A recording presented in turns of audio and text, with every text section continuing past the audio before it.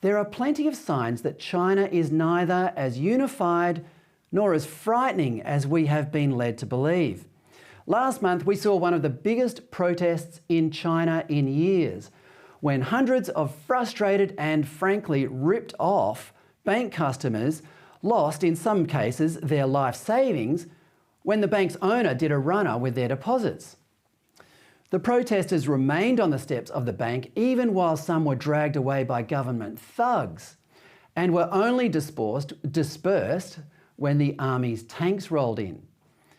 Other signals of internal unrest in China are also starting to emerge. Home buyers are refusing to pay the mortgage repayments on apartments they bought off the plan, but which will never be completed because their builders had also done a runner. The mortgages affected by this boycott total about $300 billion, which is not big enough to break the banks, but it is big enough to reveal a dysfunctional side of China that the CCP would rather we didn't know about. Xi's strategy for coping with COVID is also causing uncharacteristic unrest. The harshest recent lockdown was in Shanghai in March and April. Again, images of protests, resistance and police brutality were leaked out. These protests are significant to Xi because he sees himself as the moral inspiration for the nation.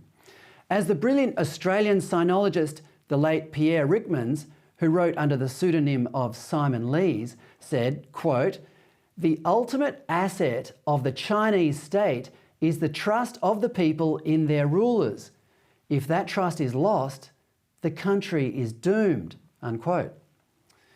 The chatter on Chinese social media sites suggests that the government has an army of hardline nationalists supporting it. But again, these sites are closely scrutinised by the government, which makes expressions of dissent dangerous.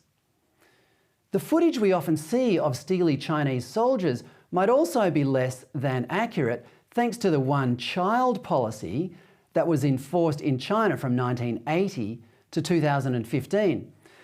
This policy created generations of young Chinese who are irreplaceably precious to their parents and are unlikely to be encouraged to march off to war.